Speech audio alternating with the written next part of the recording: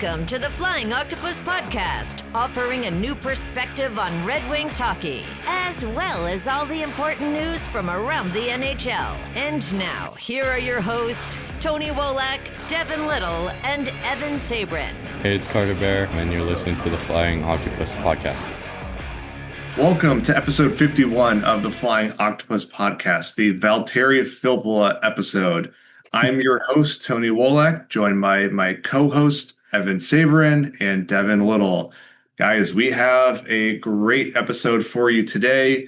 Had the great Ken Kal on with us, chatting about the upcoming season, Red Wings history, and a little bit of, this and that as well. So with that, we'll turn it over to our interview with Ken. Hope you enjoy. All right. So, for starters, Ken, how was your off season? How was boating season? It's been a minute since we heard your voice over the airwaves, but yeah, how's the summer been treating you? Well, it was a very enjoyable summer. Spent a lot of time on Lake St. Clair here in Michigan, and enjoy the boating scene. And unfortunately, a couple of days ago, took it out of the water. And when I do that, I know that hockey season's right around the corner. But had a chance to visit my wife's family out in Maryland. Enjoyed Ocean City, Salisbury, and now I'm back home and ready to go. Got all my preparation done and just ready for the Prospects tournament. Actually, Prospect games coming up this weekend, and then training camp next weekend. Then our preseason starts on the 23rd of September. Ken, I know you're really famous for putting out these great pictures of your boating experiences out on the lake there. And I see John Keating does that too. And I'm curious if there's a collaboration for you two in the future to who puts out the better pictures of the sunsets and the boating trips. Well, the thing is, John's always, his pictures always look the same. Mine look a little different. All you see is a sunset from John, but no, he's got a pretty nice place out there. I believe it's on Lake Michigan. And, I try not to post too many pictures of the play-by-play, but, I really love my boat and I like getting out on the lake. And it's kind of like after you go through the grind of a hockey season, you're ready for a little bit of a breather. And that's just my outlet to get out there on the lake, either fishing or just hanging around on the boat. All right. So, it's been a long off season as we've become accustomed to. But now we're ready to go for training camp here pretty soon. So Ken, you've been calling Red Wings games since 1995, and you've seen the highest of highs and the lowest of lows. This year's team's gonna be somewhere in between. But what about the 2025-26 Red Wings gives you optimism that this might be the year they snap the playoff drought?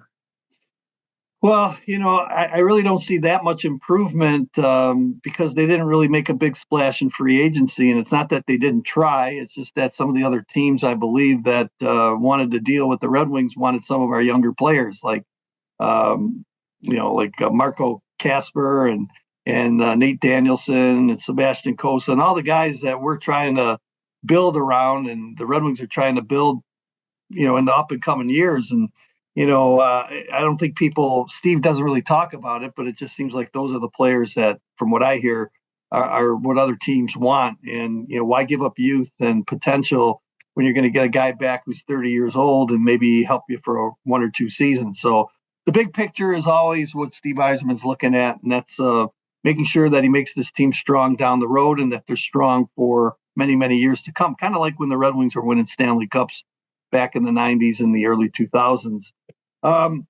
The division's a tough division, and I don't see teams like Toronto going anywhere. I think they're going to finish towards the top. Tampa Bay, Florida, they're still going to be good. Boston might slip a little bit, but other teams around the Red Wings like Ottawa and Montreal, I think are getting a little bit better. Buffalo should be a little bit better. So it's not easy. And I just think that the Red Wings going into the season, they're going to be there in the end. They're going to be one of 5-6 teams that will try and vie for 2 wildcard spots. I mentioned that it wasn't a big splash in free agency, but the Red Wings did get a lot of depth, I thought, and it really got depth in goal with John Gibson. So we can talk a little bit about that a little bit, but I think the Red Wings, they're excited. Just talking with the guys, I saw Dylan Larkin at a golf outing a week ago. He's excited to get going. Lucas Raymond's going to come over from where he's at overseas, and Mo Sider as well. So they're all excited about ready to get going here, and we're just happy to have the team back, and hopefully this will be a good season. The Red Wings will make the playoffs. Ken, you mentioned youth, and we saw Dylan Larkin was in the booth for the Tigers game last week with your coworker, Daniela Bruce. And when he was asked about the identity of the team going into the season, he mentioned, he said youth, he said young, that the Red Wings were going to go young this year. Do you think there's a good chance we see some of these prospects get a shot this year? And which ones are you looking forward to seeing next week when you head to Traverse City? Well, that's a good question. And I think they're going to give all the youngsters an equal opportunity to try and make the team. And, I talked to Chris Draper yesterday at a season ticket holder event, and he says the veterans can't get complacent, and these young guys want to work hard and try to steal a job away from the veterans, so they're going to have to be ready to go. Guys like Nate Danielson, I think he's ready. I thought he had a really good season with Grand Rapids last year. I think he's done well. Everyone's talking about Axel Sedin Pellikka, and I'm not sure that he is ready yet. Maybe halfway through the season, see how he does in Grand Rapids. But obviously, he has a tremendous upside. He's one of those guys that will be a point getter. He's got to work on his overall defensive game, but he's got a bright future. I kind of compare him to a guy like Quinn Hughes, where he's going to put up some nice numbers and kind of be a leader on the power play back there on the blue line. So he looks pretty good. Michael Bransigny-Nygaard's another guy that big, strong forward, power forward that they're looking to get going, and I don't know if he's ready to go yet. Carter Mazur's another guy. Unfortunately, he got hurt last year in his first shift, but Carter's a guy that put on weight in the offseason, a lot of muscle, and he's bigger now, he's stronger now, and the Red Wings really liked him 2 years ago. He got hurt in training camp, and then last year we saw him come up, play his first game. He got hurt in his first shift, so maybe he's ready to go as well. Sebastian Cossa continues to improve. I don't think he's ready right now, but with the goaltending tandem that the Red Wings have with Talbot and John Gibson going into the season, there'll be a great opportunity for Cossa to get some more experience at the American Hockey League level. You mentioned, how difficult and tough the Atlantic Division is, and just the NHL in general, for being honest. I'm curious, in your opinion, what has to go right for the Red Wings this season for them to make the playoffs? Well, that's a good question, and nobody talks about coaching. And I just think that Tom McClellan's an excellent coach. Wings really didn't go anywhere with Derek Lalonde, and it's unfortunate because I like Derek, and I think down the road he'll be a pretty good head coach in the NHL. But they just weren't going anywhere. And right after the coaching change, you saw 2 7-game win streaks. And just to have an entire training camp, an entire off season to prepare going into the season, I think is really going to help. And McClellan was a really good head coach for many, many years in the National Hockey League, especially with the San Jose Sharks. They won 50 games a number of times. And I just think he knows what he wants from this Red Wing team. And I just think that him being here for a whole season, they're going to be playing much better hockey. And one of the things I think he really wants to instill in his team is their game management last year really wasn't very good. And how many times have we seen going into the third period at a 1 or a 2 goal lead, they ended up losing the hockey game or just getting a point in overtime? That can't happen. And I think his philosophy is, once you have a lead going into the third, don't try to be cute with the puck. Don't try to be too creative. Just go out there and shut the other team down the best way that you can. So I think that's one area that needs to improve. Also, the penalty kill that was last in the National Hockey League. They can get that up to 15, 16. It's only going to help them out. So again, nobody talks about the coaching, and he's kind of under the radar right now, but I just think that the players enjoy playing for him. And we've seen what he can do last year with the wins that he was able to get from this team when they were really sputtering, from October all the way to the coaching change. Well, Ken, you really teed up our next question quite well here. We were going to ask about Todd McClellan and just not necessarily what he's like behind the scenes, but tell Red Wings fans, what's he like as a person? We kind of got to know Derek Lalonde over the last few years. Todd McClellan's still relatively new, although he had the tenure, back in the day. But tell us a little bit about Todd as a person. Well, I like Todd because I knew him from, the late 2000s when, especially in 2008 when the Red Wings won the Stanley Cup, and got to know him pretty well. And even back then, a lot of people were saying, hey, this guy's going to be a pretty good head coach. And he has been a proven winner in the National Hockey League. He's a no-nonsense kind of guy. He wants the best maximum effort that he can get out of the players. when players are doing their job, he praises them. When they're not doing their job, he's not afraid to light the fire under them. We saw that a couple of times late last season when some players needed to get motivated and, had to chew them out a little bit. But, players want direction, and he's the kind of guy that can give you that direction. Alex Tanguay, one of the assistant coach, Trent Yawney, they've done a pretty good job behind the scenes as well. But again, Todd's a no-nonsense kind of guy, a guy that tells it like it is, and as an announcer, a guy that's interviewing him all the time, that's what you like from a coach. You don't want him to sugarcoat anything, and if there are issues that are going on with the team as far as players not playing well, he'll let you know. So, I just think that behind the scenes and even on the bench at times, he can get them fired up, and he demands a lot from his players, and the players understand that as well. Ken, we've seen Lucas Raymond take big steps the past 2 seasons, and he's still only 23. Do you think there's a lot more to unwrap from his game, and does he have the ability to be a top scorer in this league one day? Oh, absolutely. I think he's going to be one of the best in the NHL down the road, and he continues to keep improving, and we see that maturing process. He's bigger, he's stronger now, and, now he's a man out there. You look at him physically, and, he's just so much stronger and bigger than he was when he came into the National Hockey League and played with the Red Wings earlier on several years ago.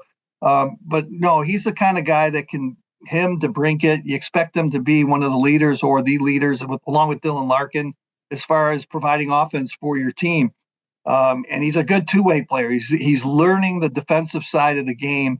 And when I look back at all the great players that the Red Wings had in the past, guys like Yzerman and Fedorov and Datsuk and Zetterberg, they're great two-way players. And sometimes playing on the defensive side of the puck is one of the hardest things to do, because if you're an offensive player, you want to score and you want to make sure that you chip in with the offense each and every game. But it's just important to play on the defensive side of the puck. And I think he's starting to really understand that. And he's making big strides of being an all-around good player. Well, when Lucas Raymond arrived, 4 or 5 years ago now, he was definitely a pleasant surprise, wasn't he? With that in mind, I'm kind of curious. I want to pick your brain. Is there any player that comes to mind that might be a little bit of a surprise for fans this season?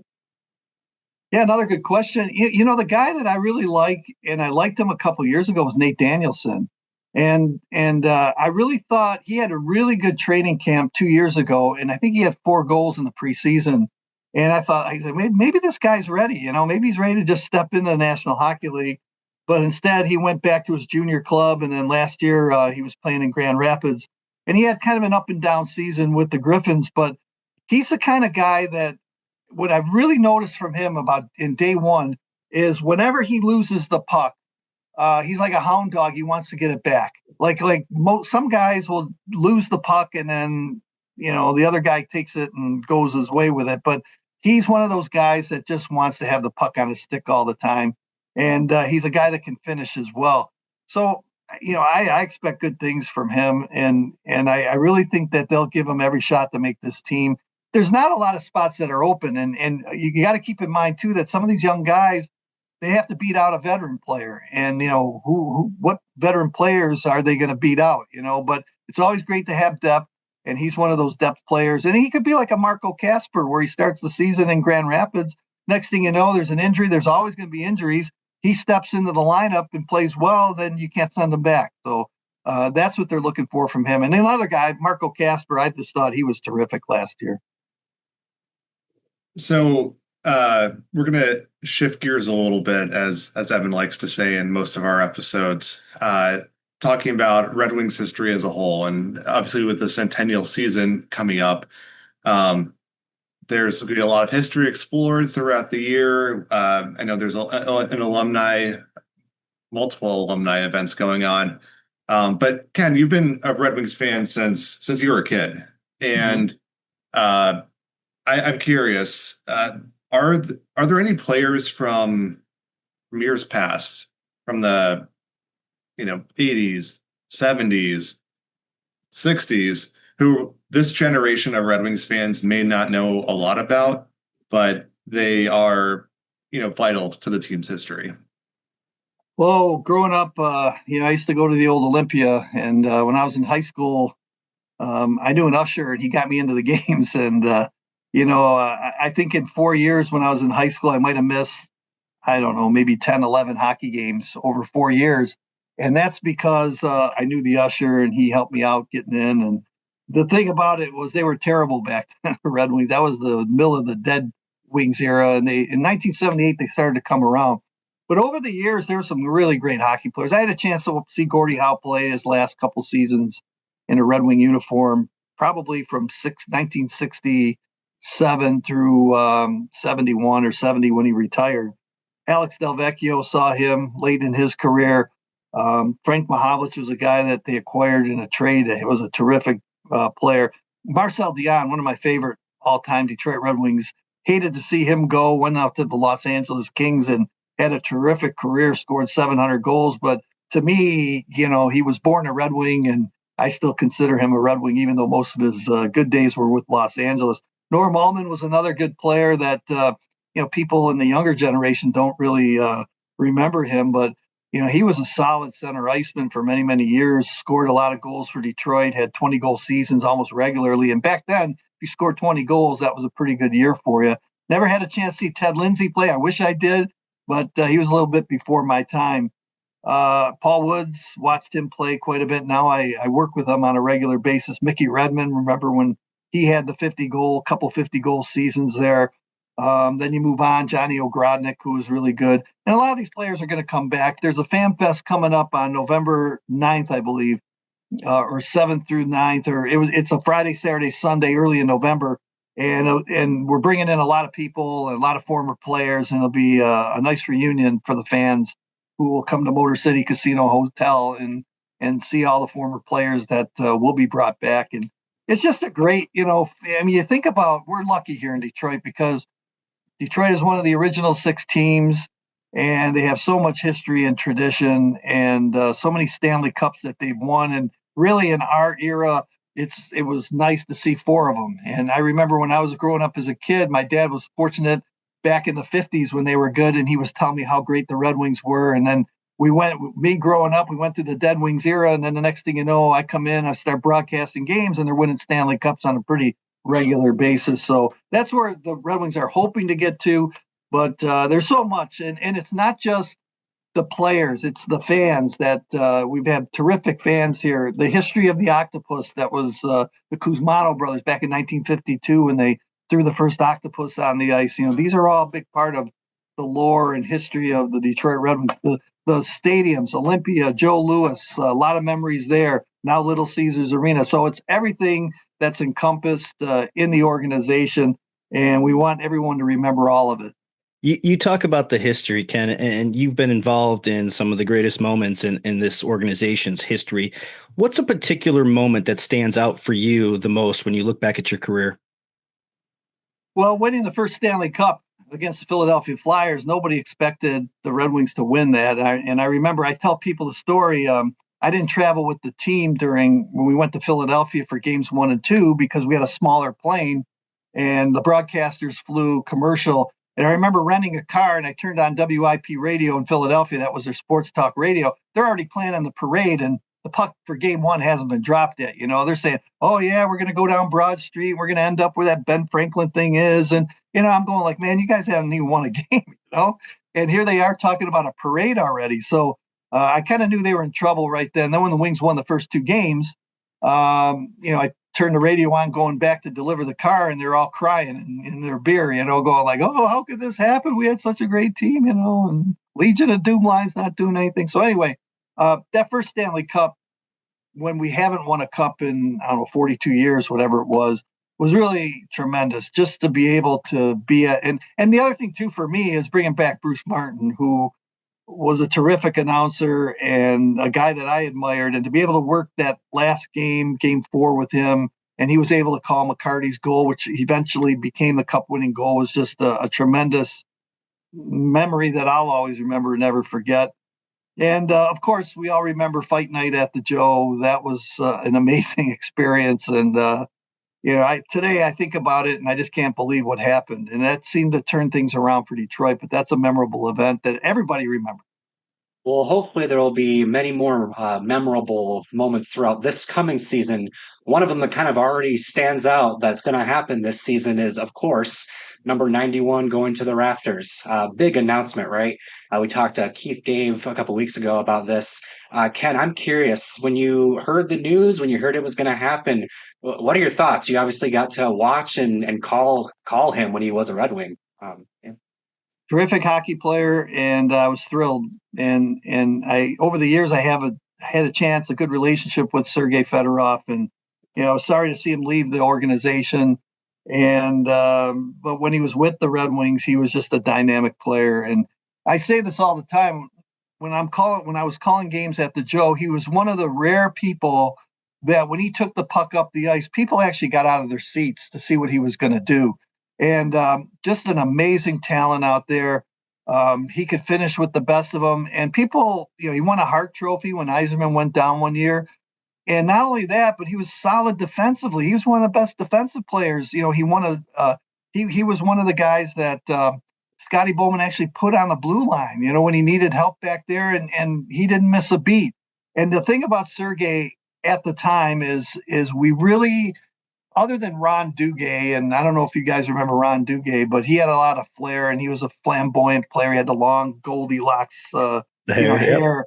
And a lot of people loved him. But Sergei came in, he had the white Nike skates, and he just had this flair about him that people gravitated to. And, the way that he came in, it was like a spy novel from Russia when Russian players were hard to get, and the way that the Red Wings acquired him. So everything that evolves around Sergei is I'm just tickled pink that he's going to be coming back. The ceremony's January the 12th against the Hurricanes, and rightfully so. He's going to get that 91 retired. But a terrific individual, outstanding hockey player, and one of my all-time greatest Red Wings. If I had to list a top 10 of all-time greats, he'd probably be in the top 6. Ken, we talked about boating earlier, and we had Keith Gave on our show about 2 weeks ago, who's also, I've seen you trade tweets with about boating.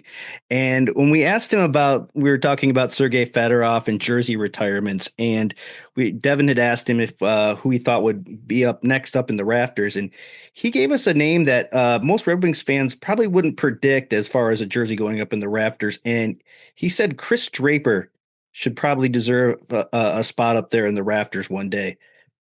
What would you say to that as far as what Draper means to this organization? Well, no, Draper, McCarty, Kosar, Maltby, all those guys served a big purpose here with the Red Wings.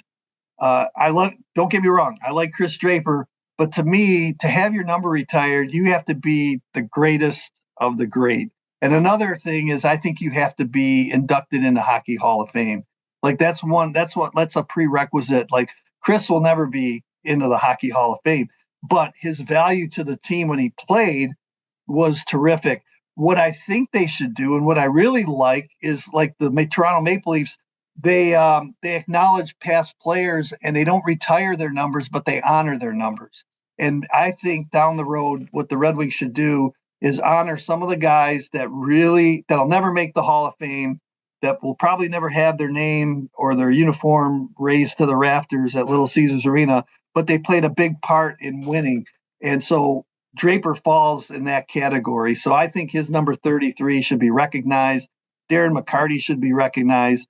Joe Kosar, Bob Probert, Kirk Maltby, all these guys, they should all be recognized for the role that they played. As far as having number 33 retired, I don't think it's going to happen. If it was up to me, I would say yes. But, I just don't think that if you look at the numbers in his career, even though he meant a lot to the Red Wings, that it would happen. Yeah, Keith mentioned possible like a ring circle of players, like some professional teams do. Like I know the Kansas City Chiefs do, like a circle of honor, ring of honor. So maybe I think that's what he was referring to as well. Yeah, absolutely. And again, there's a lot of those players you need to have on your team to win championships. It's not always Steve Yzerman and Sergei Fedorov and Brendan Shanahan. You need the guys that are going to be the checkers, the grinders, the tough guys that are going to fight fights to protect your players. Those are the kind of guys that are very valuable to your team as well. Speaking of winning championships, Clearly, the Red Wings have not won one in 17 years. It's been a long time, longest stretch in my lifetime, that's for sure. Uh, in your opinion, what would it mean to the city of Detroit for the Red Wings to end up back on top?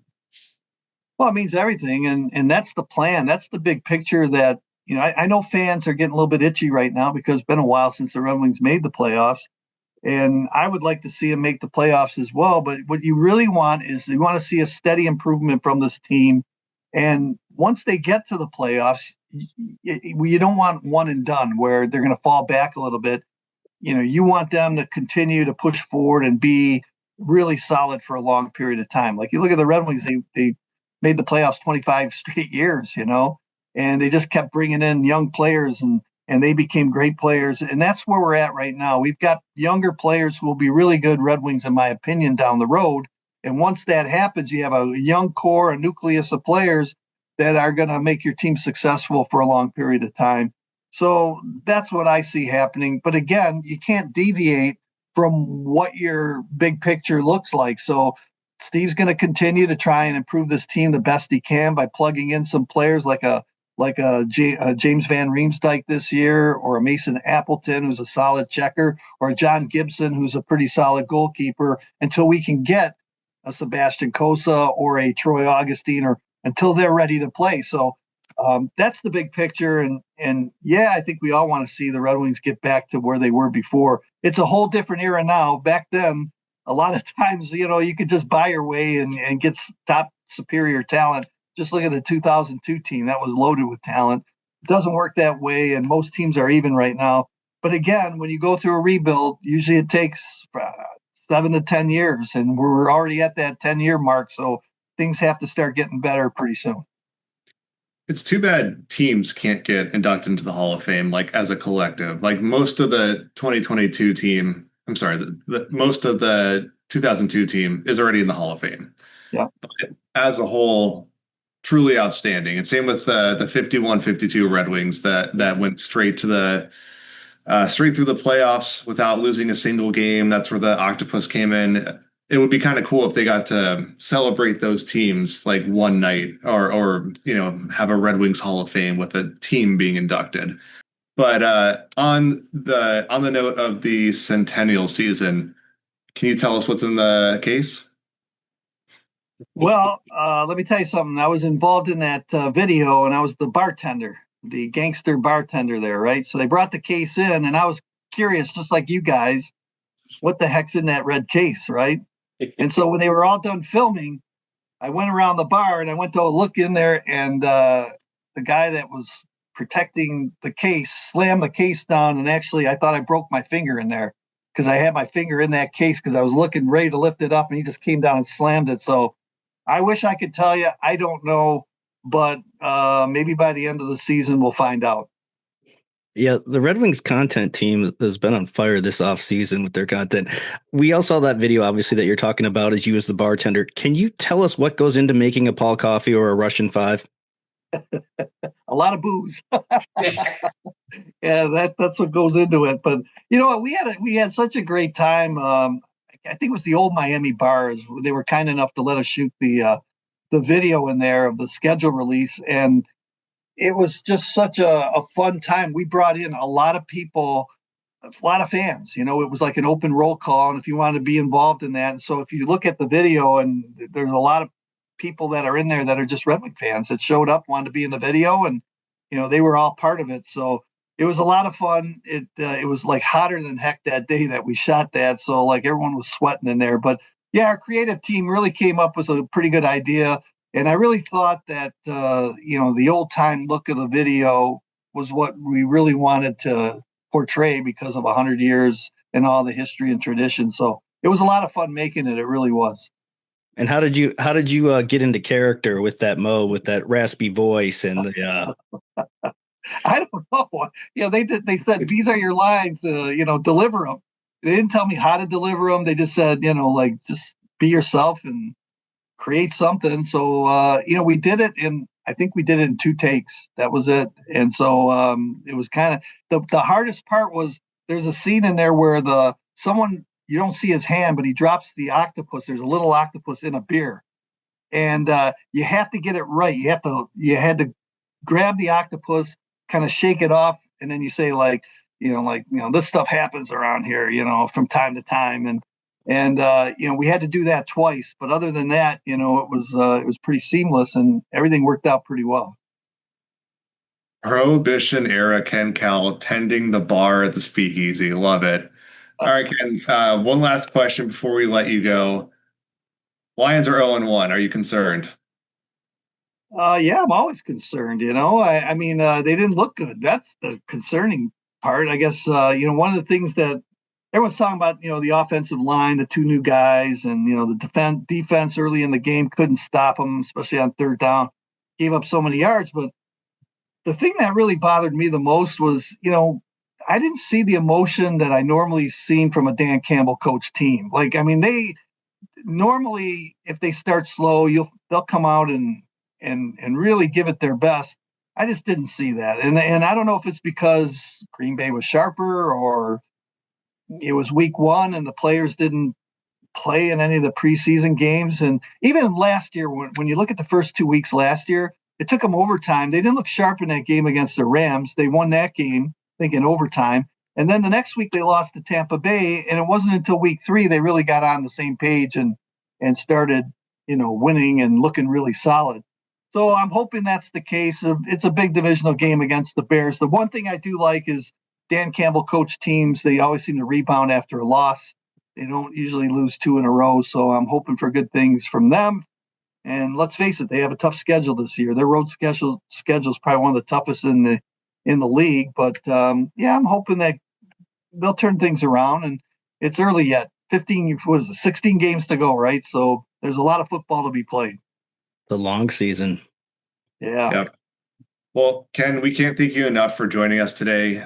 Can't wait to hear you over the airwaves in the near future here. And wish you best of luck with your travels up to Traverse City, back to Detroit for the preseason, all around. And hopefully we have a great season here. But again, thank you very much for joining us. It's been a blast.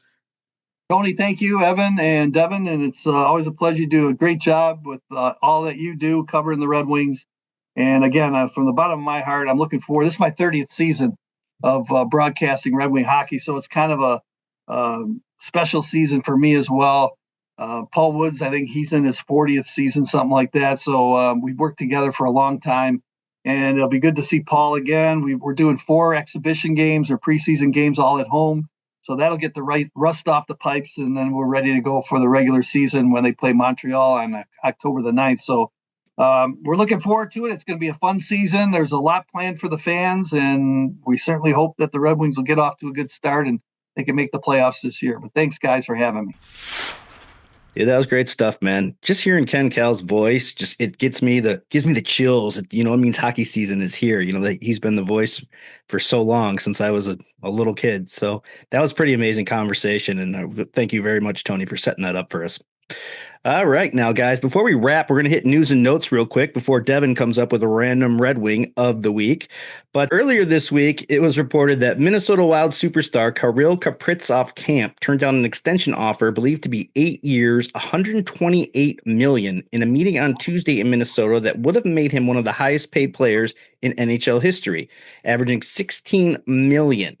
Guys, Kaprizov, we all know what kind of player he is. Is he someone that Stevie Y should be kicking the old Kenny Holland tires on?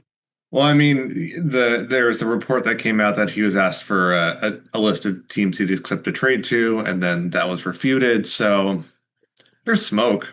So, I mean, while there's no preseason hockey yet or training camp yet for the Red Wings, sure, we'll humor this rumor. Yes, if Kaprizov is actually out there, 1,000%, Yzerman should figure out what it would cost to acquire him with or without a contract. It's going to be astronomical.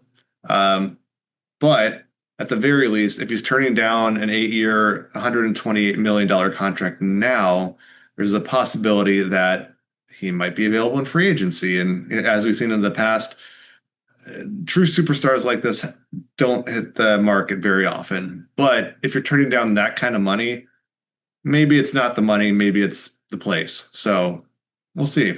Other news today, the NHL announced that 5 former Hockey Canada players were found not guilty of sexual assault charges earlier this summer will be suspended to start the 2025-26 NHL season, but they will be eligible to return to play December 1st. That includes Dylan Dubé, Cal Foote, Alex Formenton, Carter Hart, and Michael McLeod, who were members of Hockey Canada's 2018 National Under-20 Junior Team.